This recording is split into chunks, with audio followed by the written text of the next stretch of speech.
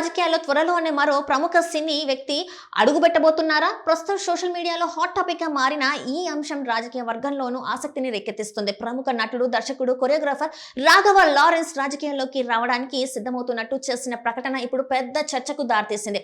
సినీ రంగంలోని కాకుండా సమాజ సేవలో కూడా ప్రత్యేక గుర్తింపు సంపాదించుకున్న రాఘవ లారెన్స్ ఎన్నో సేవా కార్యక్రమాల ద్వారా ప్రజలకు చేరువయ్యారు. ముఖ్యంగా అనాథ పిల్లలు, వికలాంగులు, పేదల కోసం ఆయన చేసిన సేవలు ప్రజల్లో మంచి పేరు తెచ్చిపెట్టాయి.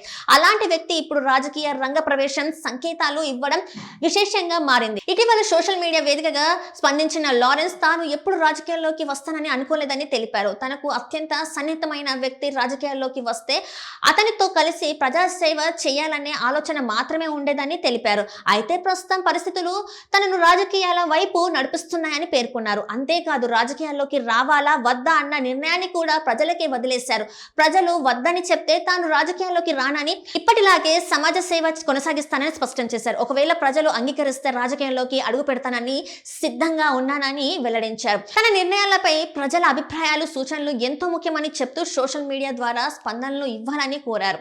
అనంతరం విడుదల చేసిన వీడియో సందేశంలో కూడా అదే విషయాన్ని మరోసారి స్పష్టం చేశారు. ప్రజల ఆశీర్వాదాలు, మద్దతు ఉంటే త్వరలోనే తన రాజకీయ ప్రయాణానికి సంబంధించిన పూర్తి వివరాలు వెల్లడిస్తానని తెలిపారు. ఇక రాజకీయ వర్గాల్లో వినిపిస్తున్న సమాచారం ప్రకారం Raghava Lawrence Trichy east assembly నియోజకవర్గం నుంచి పోటీ చేసే అవకాశాలు ఉన్నాయని ప్రచారం జరుగుతుంది. ఇటీవల జరిగిన అసెంబ్లీ ఎన్నికల్లో ప్రముఖ నాయకుడు విజయ్ 2 స్థానాల నుంచి విజయం సాధించగా వాటిలో ఒక స్థానాన్ని కొనసాగించాలని నిర్ణయించడంతో మరో స్థానం ఖాళీ అయింది. దీంతో ఆ నియోజకవర్గం నుంచి లారెన్స్ బరిలోకి దిగే అవకాశం ఉందని రాజకీయ విశ్లేషకులు అభిప్రాయపడుతున్నారు.